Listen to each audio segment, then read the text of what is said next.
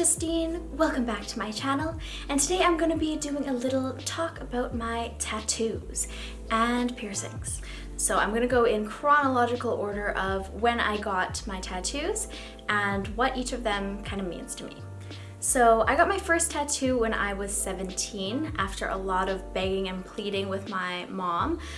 She finally caved and came with me to get a tattoo. So I got it at Next on Granville. Unfortunately, I don't remember the artist's name, but I really wanted some Dan Mangan lyrics. So if you don't know who Dan Mangan is, he is a local, like Vancouver-based indie musician, and I was absolutely obsessed with him in high school. I held him very dear to my heart, and I still hold this song very dear to my heart. The whole album, in fact. Nice, very nice. It meant a lot to me at the time and still does. So I got some lyrics from the song Fair Verona, and the line was, we can cut and paste the stars to our hearts and understand their language. I asked Dan if he could write out some of the lyrics for me in his handwriting, so I got a little line on my arm that says cut and paste the stars. So he wrote, this is in his handwriting. Cut and paste the stars.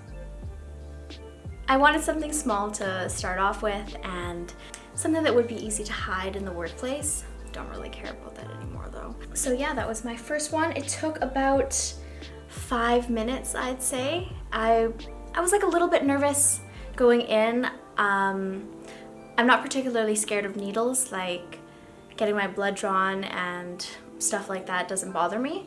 But of course, I'd never gotten a tattoo before, so I didn't really know exactly what to expect.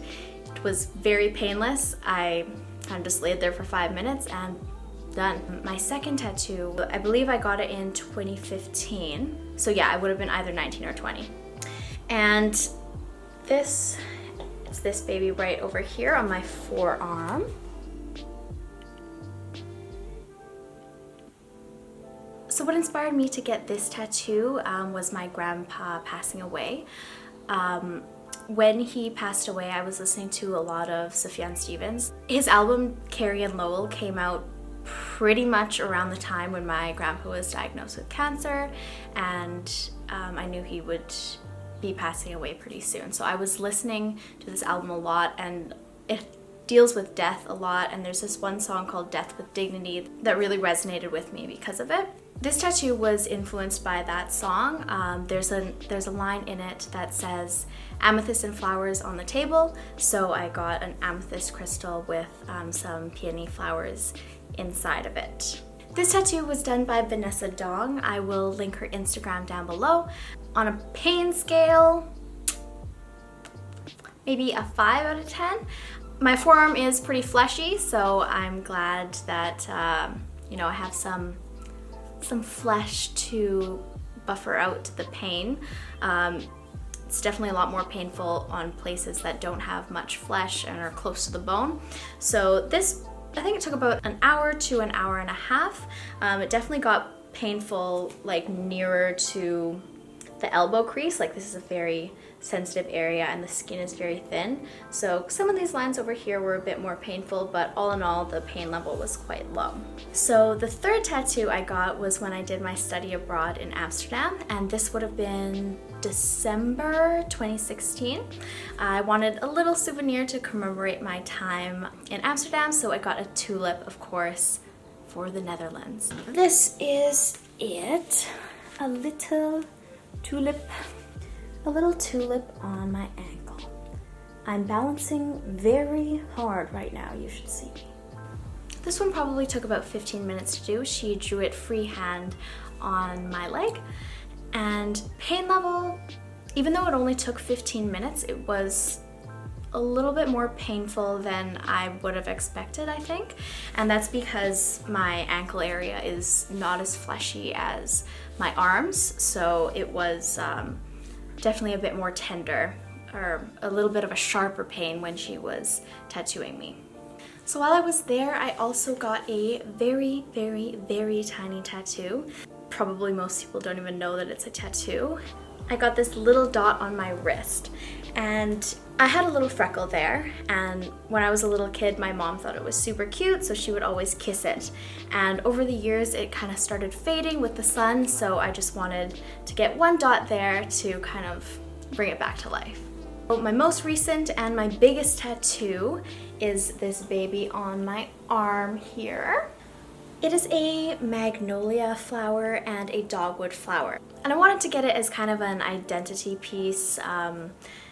The dogwood representing British Columbia, which is the province I was born in's provincial flower, and the magnolia to symbolize Chinese culture. It's my favorite tattoo so far.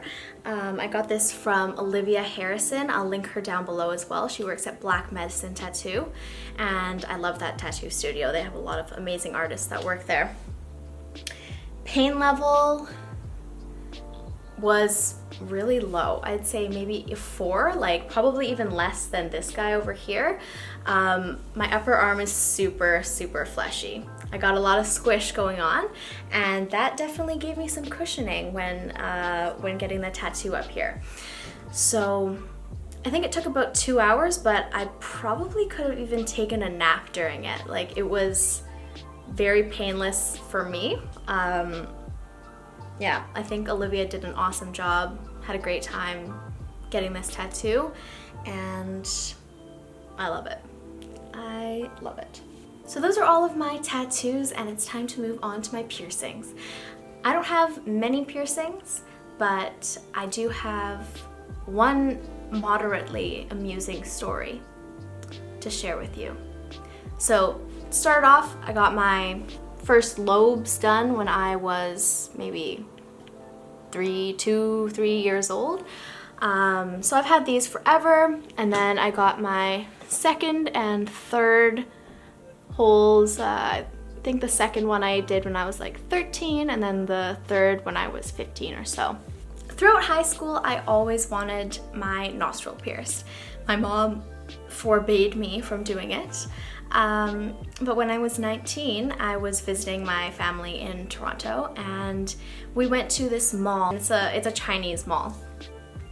So I was with my mom, my aunt, and my uncle. My aunt, she is like the coolest aunt ever. She's totally into Tai Chi. She's all zen, and she's very go with the flow, YOLO, and she's super cool. So when we walked into this mall, the first store they had there was a piercing and tattoo shop, and I was like, maybe I should get my nose pierced today. I said that out loud, and my mom just scoffed, but she and my uncle went off, and my aunt was like, hey, do you want to get your nose pierced? So while they were distracted, my aunt and I got my nostril pierced. So I don't think these people really knew what they were doing.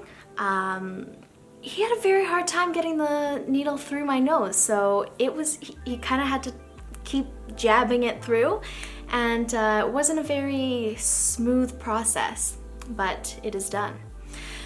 My mom would not look at me for the rest of the day. She was so angry. She was like, even though I already had a tattoo, she was like, oh, you're going to be homeless. No one's ever gonna hire you with that thing in your face. And yeah, I thought it was quite hilarious.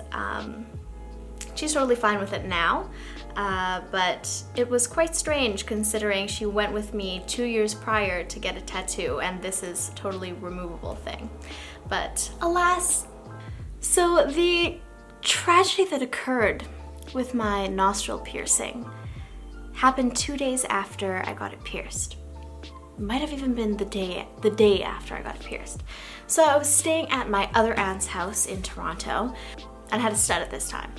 I was taking a shower, and for some reason I was compelled to use the loofah that was in her shower. I don't use loofahs on a regular basis. I'm not a loofah type of gal. I'm also not aloof.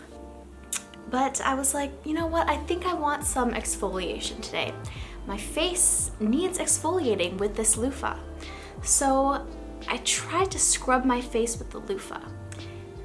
My nose stud got caught in the loofah, and was extracted from my nostril. So my piercing was completely fresh at this time, and I was like, oh my god, it is going to close. I just wasted money on this, and my dreams of having a nose ring are crushed for the time being. So I spent the next 2 hours, probably from like 11 p.m. to like 1 a.m. trying to get this nose stud back into my nostril. I was just like trying every angle I could to push it back in, and like I was like, I'm gonna re-pierce this hole. Like, it's already closed, I have to re-pierce it. But I just couldn't find the angle properly.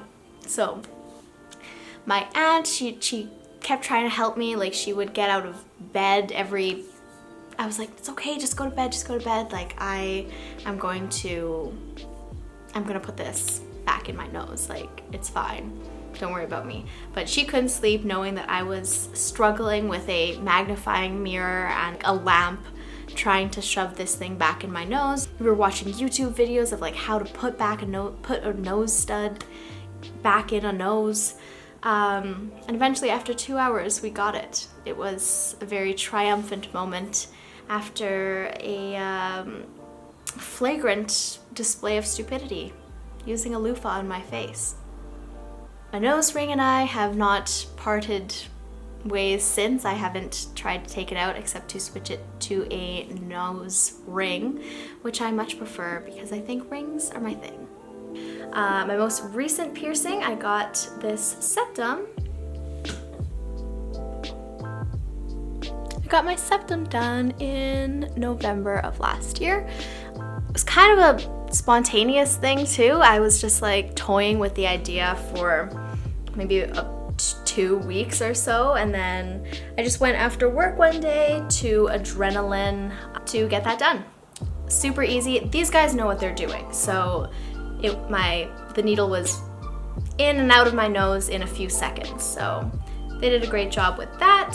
So I think that is an exhaustive list of my tattoos and piercings as of April 2018.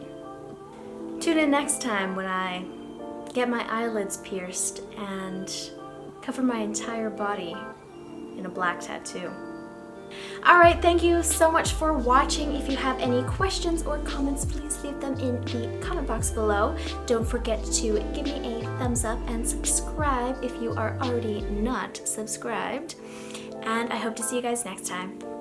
Bye!